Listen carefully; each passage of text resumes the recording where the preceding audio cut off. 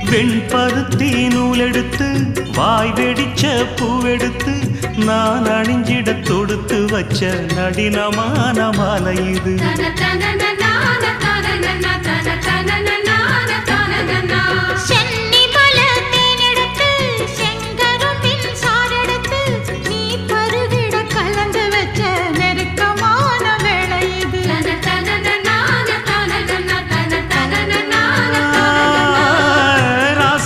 உடம்பிருக்கும் ரவிக்க துணி நானாக அன்னாடம் சூடி கொண்ட ஆசை வச்சாகாதா.